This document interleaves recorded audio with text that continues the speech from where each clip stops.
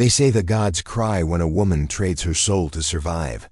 That night, the sky above Umberu wept blood. It wasn't real blood, of course. Just red rain colored by the dust of Harmattan and the sorrows it carried. But in the back streets of Umberu, where neon signs flickered and secrets thrived, people whispered it was an omen.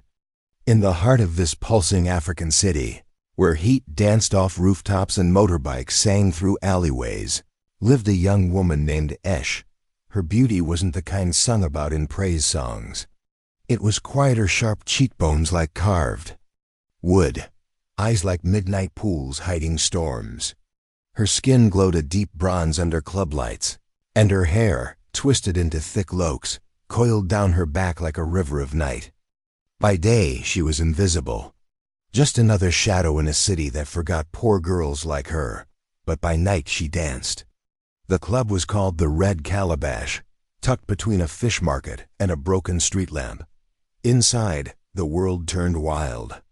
Smoke from roasted suya drifted through the open windows, mixing with the heavy perfume of rum and sweat. The music was a beast of drums and electric strings, shaking the wooden walls with every beat. Esh danced not for joy, but for survival. Every move was a cry the world refused to hear.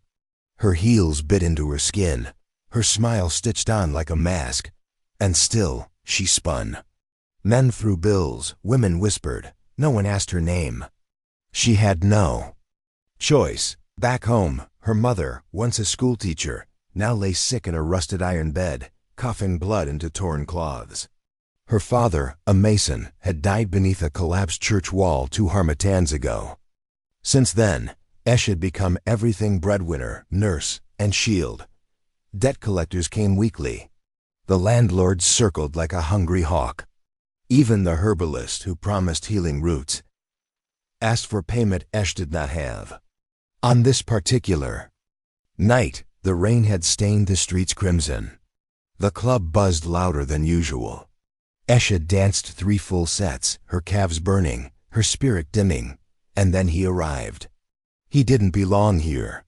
Not with his sharp white kaftan that shimmered under the red lights, not with his panther leather shoes that cost more than her monthly rent.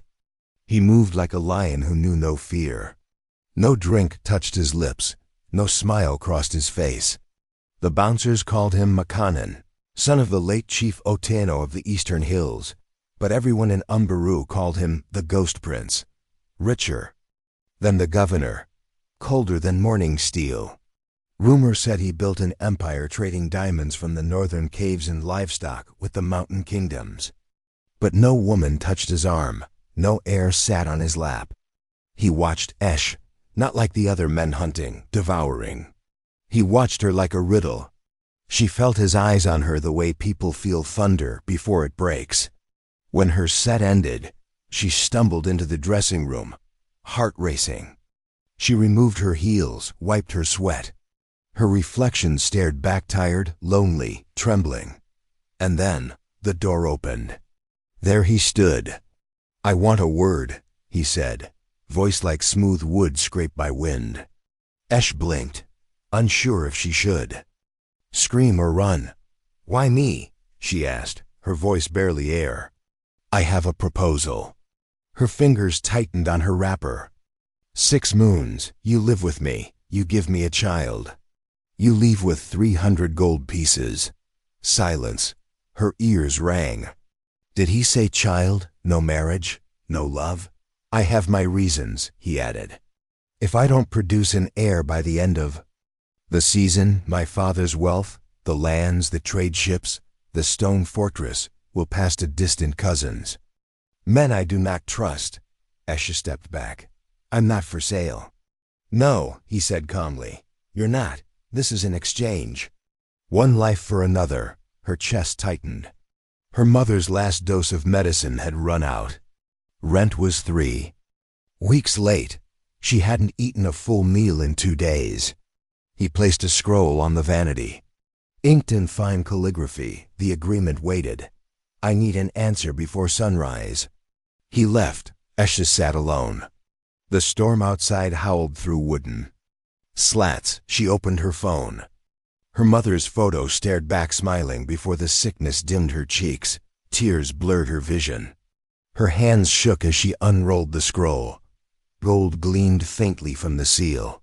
When dawn stretched its fingers through the city, Esha stepped out. No makeup, no costume. Just a faded wrapper and bare feet. Makanan stood by a black chariot, drawn by silent electric motors. The driver wore white gloves. Esh walked to him, eyes tired but sure. "I'll do it," she said. He handed her a pen carved from cowhorn. She signed. The chariot door opened. She took one last look at the city that had never loved her. And she left. She awoke to birdsong. Soft and melodic, unlike the harsh horns of Umberu. The mattress beneath her was like resting on cloud bread. Silk sheets whispered against her legs. The air smelled of frangipani and sea salt. Esh rose slowly. She walked barefoot to the window and gasped. Water, endless water clear, blue calm. Palm trees leaned in the wind like they were praying. In the distance, a waterfall roared down black rocks, feeding a silver river that split the island like a path to the gods. Makanan's island. He entered, dressed in a light tunic, hair tied back. "This place is sacred," he said. Esh turned. "So are people." He didn't reply immediately. "There are rules," he said. "No feelings, no questions. Number. Touching unless agreed. We are here for one purpose." Esh swallowed. Understood. Days passed like drifting leaves. They ate at the same table in silence. She walked the gardens alone, brushing fingers over pepper leaves, staring at the sky. He read beneath the baobab, always alone, always silent. But still things shifted. One night, the power flickered out. Only one beeswax candle remained between them. Its flame danced, and their eyes followed. Another evening, she sang in the bathing hut. An old lullaby her mother once hummed. Makanan paused outside, listening like a child eavesdropping on the world. Late nights turned into slow conversations. He taught her to play solo. She lost every time and laughed. He smiled, a real one, soft and confused. One day the rain returned. Gentle, warm, soft, not thunder, not rage, just peace. Eshi stepped into it, letting it kiss her cheeks. Makanan followed, barefoot. He did not speak. He reached up and touched her face. She closed her eyes. That night, they shared one bed. Not fire, not need, just warmth. Two broken souls finding one rhythm. Esh woke to stillness. But something inside her stirred. She crept into the clay bathroom, heart pounding. In her hand, a wooden fertility stick. She breathed deep. And then two red lines, life. She stumbled from the washroom, her fingers wrapped around a stick that whispered a secret. Each step she took felt like walking through water. Her breath caught in her throat. The air seemed heavier now, as though the walls of the island house knew what was stirring within her. Esh didn't knock. She simply pushed the door open and stood in the frame, her eyes wide and unfocused, like someone waking from a strange dream. Her body didn't feel like her own. It carried a miracle now, one she didn't plan but couldn't deny. Makanan, who had been reading a report by the clay hearth, looked up. At the sight of her face, he rose. Fast, like something in his chest had snapped. "What is it?" he asked, his voice steadier than the storm in his eyes. Esha said nothing. She stepped forward, lifted her hand, and showed him the wooden stick marked with two burning red lines. There was a long pause. Then something happened, something no one in Angola would have believed without seeing. Makanan smiled. Not a practiced smile, not a forced one, but the kind of smile that bloomed slowly, like the sun climbing over distant hills. Real, deep, quiet. "That's good," he said, voice lower now, like speaking too loud would scare the truth away. "Very good." His mouth said those calm words, but his eyes, they shined, with pride, with softness. Like a door had cracked open inside him and let a little light in. The very next day, men in crisp white garments arrived at the island by boat. They carried scrolls, ink pots, and silver rings. They were lawyers called from the mainland to prepare documents. Makanan stood with arms folded, giving instructions in a low tone. He ordered contracts for custody, deeds for trust funds, wills for inheritance, everything for the child. And Esh? She sat in the garden alone, under the wide shade of a mango tree. Around her, butterflies danced between hibiscus flowers. She rested a hand on her stomach, and for the first time, she wasn't just surviving. She was carrying a life, a seed planted in possible ground. She never meant to fall in love. That wasn't the agreement. She had come for gold and left her heart guarded like a fortress. But now she had lost her defenses. Somewhere between the soft dinners, the sound of his quiet breath at night, and the way he looked at her belly as if it held a universe, she had fallen deep, and maybe, just maybe, he had too. Makanan started changing. Not with grand gestures, but in ways so small they almost slipped by unnoticed. He brought her warm palm milk before bed sweetened with honey and ginger. He asked if she had slept well, if the baby kicked, if she wanted the windows opened at night. She once caught him in the library, leafing through a baby-name scroll from the East River people. He quickly shut it, pretending he was reading about trade. She smiled. Esh began preparing a nursery. She painted one wall a soft, dusty blue. She hung beads over the window so the wind would make music. In the corner, she placed a small cloth lion. It had button eyes and a stitched smile. It waited for the child. But still, Makanan kept part of himself locked away. Until the night. It shattered. They sat on the mat, playing a game of owar, a wooden board between them filled with tiny seeds. The rain tapped the windows gently, like fingers on a drum. Esh laughed when she won her first round. Makanan just stared at the board, silent. Then, out of nowhere, he whispered, "My father never touched me." Esh blinked. Her laughter faded. "He never said he was proud. Only shouted when I got things wrong. When I built something, he called it luck. When I cried, he called me weak." Makanan's hands fell limp. His eyes did not meet hers. "I don't know what love is," he said. "I've read about it, seen it in others. But I've never felt it. I don't even know if I can give it." Esh reached out. Her hand found his arm, warm, steady. "Then let me show you," she said softly. He leaned his forehead against hers. No words. No pretense. Just two broken histories, pressing into each other. That night, they didn't speak much, but neither felt alone. Weeks passed. The island became their world, peaceful, untouched, a cocoon. But peace never stays. One morning, a messenger hawk brought news a company board meeting had been called.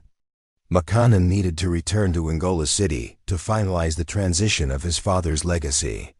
There was one condition. He had to present proof of an heir. Esh packed her simple things. The island faded behind them as a small private jet lifted into the sky. She stared out the window. Angola City blinked below lights like stars, shadows, like scars. She hadn't returned since the night she vanished from the red calabash. Everything was different now. Beside her, Makanan was silent, flipping through legal scrolls. He looked calm, but his jaw was tight, his fingers too stiff. A storm was coming. The gates of his family estate creaked open with ceremony. Guards stood like statues. A line of servants in white waited at the tall mahogany doors. Inside, everything smelled like money-polished wood, perfume oil, and cold expectations. The first to appear was Makanan's mother, Lady Efua. Her gel was tied with sharp edges. Her gown shimmered with gold thread. Her eyes held no welcome. "So this is the girl," she said, staring at Esh as if she were dirt on fine carpet. Makanan stepped forward and gently touched Esha's back. Her name is Esh, Lady Efua sniffed. You could have brought home a royal bride. Instead, you dragged in a tavern dancer. Esha's face flushed, but she said nothing. Inside the banquet hall, the humiliation deepened. Makanan's uncle asked how much she cost him. His cousin whispered loud enough to hear. She's just here to drain him, nothing more. Each word was a stone to the chest. Makanan held her hand tight. He didn't speak, but his knuckles turned white. After dinner, the family lawyer pulled Makanan aside. You must let her go, the man said. The board is uneasy. They smell scandal. If you want your father's empire, you'll have to choose wisely. She's carrying my child, Makanan replied. That won't matter if they vote against you. They'll say she's manipulating you, that she planned this. Behind them, Esh appeared. She had heard everything. She wasn't crying. Her spine was straight, her eyes clear. I came for money, she said. That part is true, Makanan turned. But I stayed for something else. She stepped forward, placed a folded note in his hand. I stayed for love, she whispered. But I won't let you lose your world for me. She walked away from the mansion, head high, heart breaking. Makanan stood frozen. He opened the note. It read, You changed me. I hope I changed you too. But now I must go. The next morning, the boardroom buzzed. Scrolls rustled, voices murmured. Makanan entered in a gray tunic. His face was drawn, but his eyes clear. A director stood. We're ready to name you successor, but first you must end things with the girl. Silence. Makanan looked at the contract in front of him. Everything he had ever chased was written on it. Power, wealth, legacy. But she wasn't there. Their child wasn't there. He stood slowly. Without a word, he tore the scroll in half. Gasps rang out. If love costs me all of this, he said, then maybe it's finally worth something. He dropped the torn contract and walked away. The sky over Ungala wept as Makanan wandered the city. He searched everywhere, the club, her old home, even a shelter she once mentioned when they stayed up talking under island stars. No one had seen her. Days turned to weeks. Papers screamed. Headlines, Heir walks away from empire. Some called him foolish. Others called him brave. Makanan didn't care. He spent his days quiet, staring at the sea, remembering her laughter and their unborn child, the life they almost had. One golden afternoon, the silence broke. Makanan was seated on a cliff edge on the northern side of the island, staring into the endless blue of the Bali Sea. The waves whispered ancient things. He hadn't spoken much in days. The wind was his only companion until a call came through. The guard's voice crackled over the line. Sir ... someone is asking for you. She's at Umberu General, maternity wing. Makanan froze. He didn't ask how. He didn't ask who. He ran. The city moved like fire around him, fast, chaotic, loud. But his world had slowed into a single thought. Esha. The hospital tower rose ahead, white walls gleaming in the sunlight. He burst through its glass doors. Nurses in blue uniforms turned toward him. One of them, an elder woman with tired eyes and kind lips, pointed down the corridor. End of the hall, last room. He nodded, breath shallow, hands trembling. Each step echoed like a drumbeat inside his chest. His palm touched the wooden doorknob. He turned it. The room smelled of soap and milk. It was quiet, still, holy. There, on a narrow hospital bed beneath a wide sunlit window, she lay. Escher, her hair was tied back with a faded kente scarf. Her face looked softer, fuller, exhausted. But her eyes, her eyes still held storms and stars. In her arms was a bundle wrapped in white cotton. A small breathing miracle. Makanan stopped cold, She looked up, startled. Her lips parted. "Makanan." He stepped forward slowly, like a man approaching sacred ground. His eyes glistened. His hands trembled. He couldn't speak. Esh lifted the child slightly, turning him toward the man who had walked away from a kingdom. Makanan whispered, "Is he?" She nodded. "He's yours." Makanan dropped to his knees beside the bed, tears finally breaking loose. His fingers reached out, barely brushing the baby's hand. The tiny fingers curled around his index, holding him like he was the only thing that mattered. "I missed everything," he choked out. "Every moment, every breath." Esh's voice was a whisper. "You came back, that's what matters." He sat beside her, slowly, reverently. "I gave up the business," he said quietly. "The council, the estates, all of it. I know," she replied. "I saw it. The whole city did. Headlines. News screens, everyone watching the man who chose love. I wanted to come sooner," he said, "but I didn't know where to look. I searched everywhere. I thought I had lost you forever." Her eyes welled. "Why did you come truly?" He turned to her and didn't blink. "Because I love you. And I love him. Nothing else matters." Esh closed her eyes and smiled. It wasn't wide. It was soft. It was the kind of smile that only comes after breaking, when healing begins. "I never wanted your wealth, Makanan. I only wanted to be seen. Not as a deal, not as shame, just as a woman, a human being." He leaned in and touched his forehead gently to hers. "I see you now, every part of you." He reached down and cradled the baby in his arms for the first time. The little boy nestled against him perfectly, letting out a soft sigh like he already knew this was home. Makanan kissed his son's forehead and whispered, "You are my heir. And she is my empire." Esh placed her hand over his.